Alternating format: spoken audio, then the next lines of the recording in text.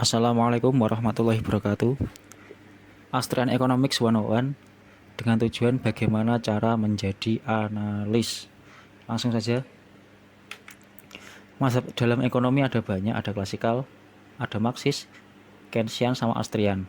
Kita nanti di sini analisnya fokus di mazhab ekonomi Austrian.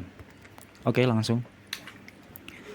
Apa itu Austrian Economic? Definisinya adalah definisi standar, yaitu aliran pemikiran ekonomi yang menekankan kebebasan individu, pasar bebas, dan pentingnya hak milik pribadi. Itu definisi standar. Tapi ada definisi, sebentar ini salah ya, definisi teknikal yang sangat detail, yakni Austrian Economics adalah aliran ekonomi yang berpikir dengan first principle thinking untuk memahami bagaimana dunia sebenarnya bekerja. Ini dari Profesor Saifuddin Amos, salah satu ilmuwan Islam yang bergerak di bidang ekonomi yang nulis buku Bitcoin Standard. Pertanyaannya, first principle itu apa? Nah, first principle itu yang make banyak, kayak Aristotle. Kalau di modern ya Elon Musk, perintisnya Aristotle. Nah, first principle ini adalah memecah sesuatu, apa saja, entah materi atau ide, menjadi pondasi paling kecil yang dianggap benar, paling benar. Jadi pondasi semuanya dari yang paling benar. Nah, ketika pondasi itu sudah dapat, baru kita melakukan penalaran logis dari sana. Dari pondasi itu kita menyusun selanjutnya. Nah, seperti itu namanya first principle thinking. Praktisi di dunia modern banyak, kayak Elon Musk, Amazon itu, Jeff Bezos dan lain-lain. Ini sangat powerful sekali first principle. Kebalikannya first principle jelas, yakni cuma copy paste, niru sana niru sini. Nah, itu karena apa? Dia nggak mikir kan niru sana niru sini. Kalau first principle beda, dia harus memecah sendiri, terus mencari bagian yang dianggap paling benar, kumpulan-kumpulan bagian ini yang paling fondasional, paling benar, kemudian baru dikumpulkan dan menalar dari pondasi yang logis ini tadi, pondasi paling kecil. Oke, ini nggak penting, lanjut aja. Intinya kita nanti akan banyak bahas teknikalnya.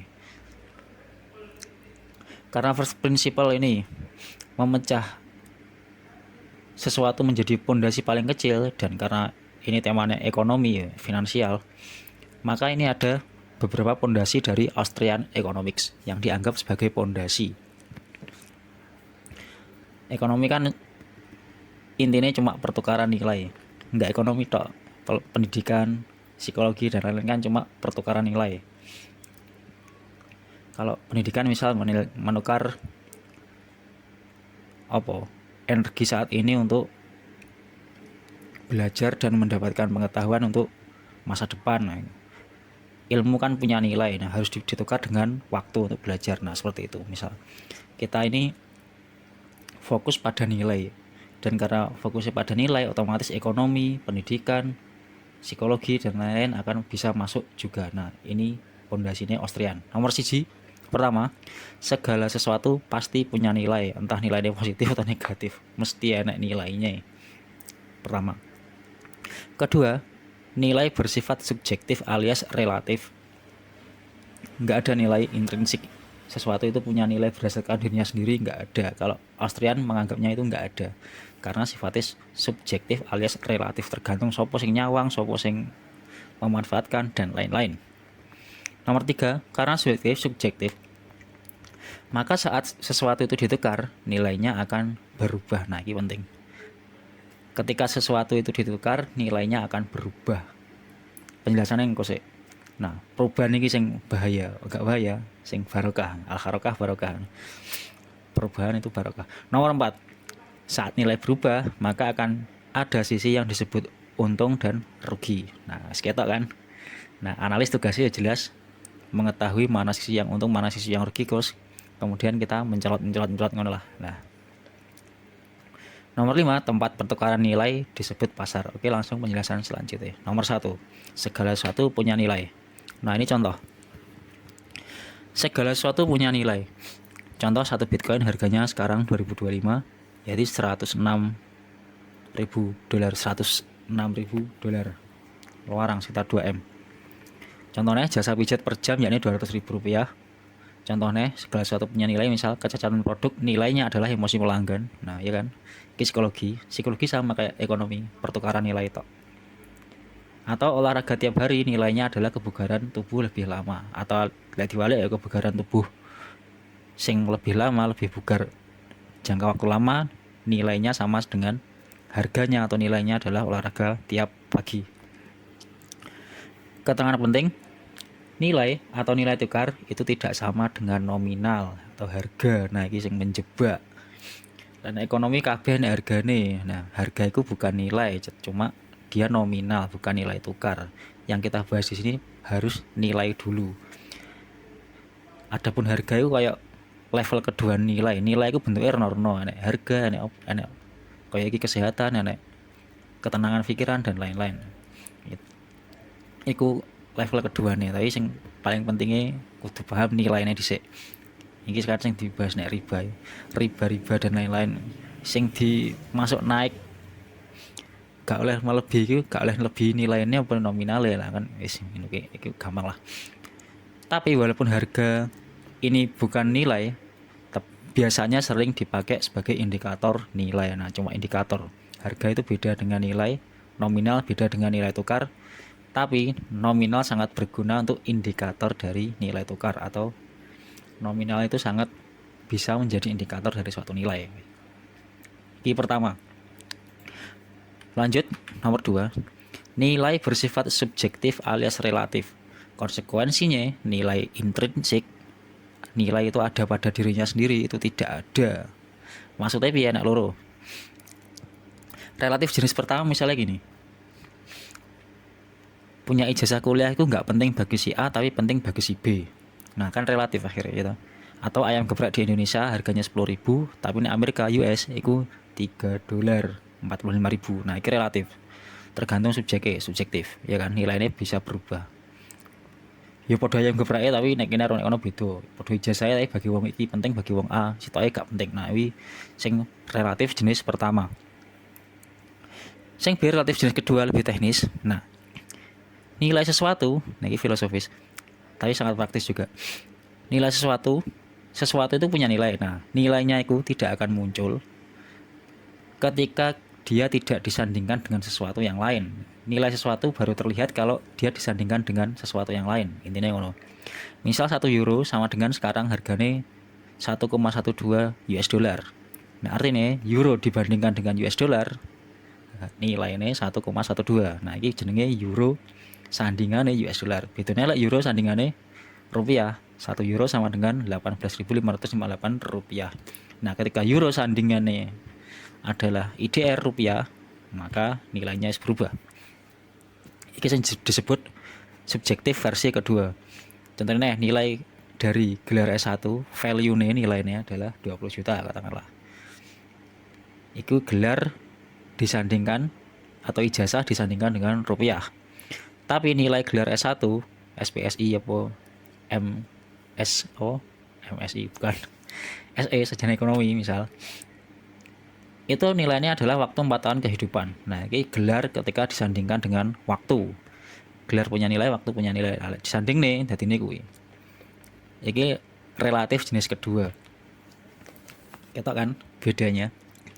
Yang pertama barangnya sama podo, relatifnya podo, cuma mergonggone beda malih. Nah, wis ngono kuwi. Yang kedua, tergantung disandingkan dengan apa. Nilainya akhirnya ketok. Keterangan penting sing nomor loro. Tidak punya nilai berbeda dengan nilainya tidak diketahui. Nah, ini yang sering akeh wong muni Bitcoin itu gak punya nilai, gak ada nilainya, gak punya fungsi. Nah, itu beda dengan dia tidak tahu nilainya atau tidak tahu fungsinya. Kayak Wahabi barang, oh tidak ada dalilnya, beda. Tidak ada dengan tidak tahu itu sesuatu yang berbeda. Oke, lanjut nomor 3.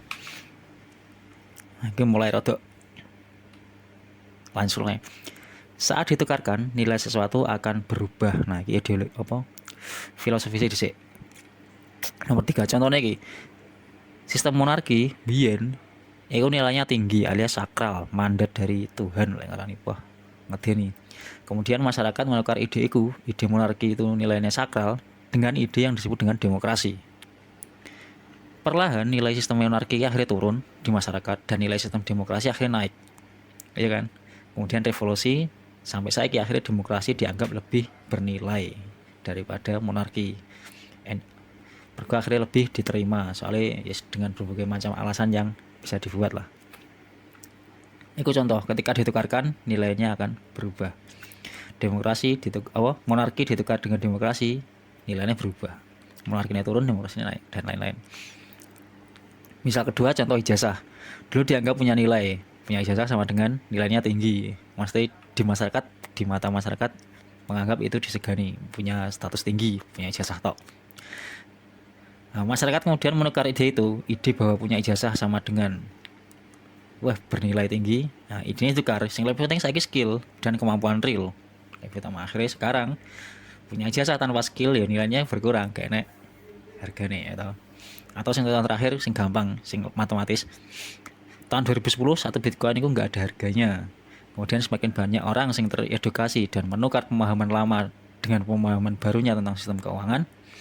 Bitcoin itu sistem keuangan model baru, kayak fiat yang lama kan. Nah, semakin banyak orang menukar ide lama dengan ide baru itu, yang insya Allah dipelajari tenan itu lebih superior. Nah, harga Bitcoin akhirnya tahun 2025 ini 2 miliar rupiah. Nah, ketika suatu ditukar nilainya berubah, ya kan. Nah, ini penting. Perubahan atau pergerakan, kemudian keterangan pentingnya.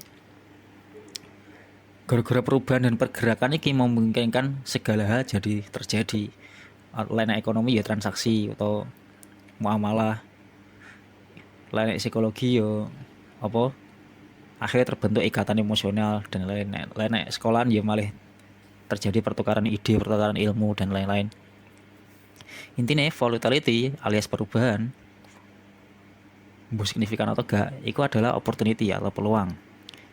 Pergerakan adalah peluang, volatility adalah opportunity. Arabe al-harokah barokah. Bergerak adalah barokah. Oke, lanjut nomor 4. Nah, gimana saat nilai berubah? Nah, ini gimana kan ini jelas. Saat ditukar sesuatu nilainya akan berubah. Nah, saat nilai berubah, maka akan ada sisi yang untung dan ada sisi yang rugi. Atau lebih tepatnya, ada sisi yang dianggap untung dan ada sisi yang dianggap rugi. Nah, soalnya apa dianggap mergo emang nilai kan sifatnya subjektif. Saat sesuatu berubah termasuk nilai, ya otomatis nilai kita bahas nilai, maka akan memunculkan pola, mesti sesuatu yang berubah opo ae gerakan itu mesti enak pola nih. Nah, saat nilai berubah yang mana pasti terjadi, nilai pasti berubah, maka muncullah banyak jenis pekerjaan yang bisa dilakukan. Enak perubahan, sesuatu yang berubah, maka akan ada yang bisa kita lakukan tentang yang berputar di area sana. Nah, analis itu salah satunya analis itu apa? Yakni orang yang berusaha menangkap pola tersebut. Misal sesuatu yang berubah yakni planet, analisnya otomatis astronomi, ya analisanya menangkap pola bagaimana planet beredar, bulan dan lain-lain. Harga mbuh mas saham maupun analisnya otomatis nangkap polanya dari perubahan harga. Analis intinya dia berusaha menangkap pola. Misal analis sepak bola ya nangkap polanya strategi lawan dan lain-lain. Soalnya yang berubah yang berubah gerakan ini ngene Barcelona TikTok senengane umpang lambung dan lain sebagainya. Analis tugasnya menangkap pola. Nah, mulai dari pola harga emas sampai pola anak bermasalah, psikologi jelas anak pola nih. Anak bermasalah kan norno gerakannya norno, lalu kita tangkap polanya akhirnya merumuskan teori. Anak tugas analis. Tugasnya kita analis, yang ingin jadi analis, yakni sesering mungkin mengetahui posisi mana yang mungkin akan untung dan posisi mana yang mungkin akan rugi di dalam jangka panjang. Nah, saat durunge iki otomatis yang paling krusial yakni mengetahui pola pergerakan sesuatu. Nah, tugas pertama mengetahui pola nih. Lewat ngerti pola nih kan akhirnya roh endi kira-kira sisi sing akan rugi, endi kira-kira sisi sing akan untung.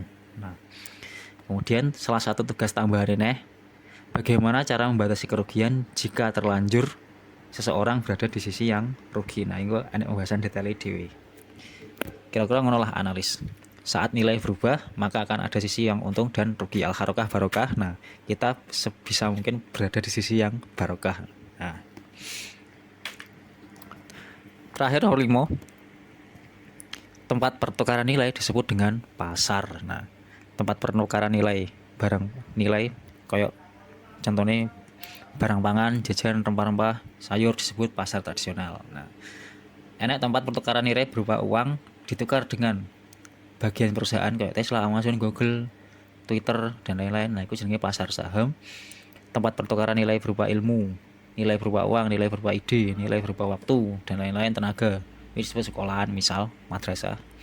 Tempat pertukaran nilai berupa argumen ilmiah, emosional, kalimat berada tinggi disebut forum debat dan lain-lain. Jadi pasar itu nggak menggur urusannya finansial tok. Enek agak sekolah yo pasar ide.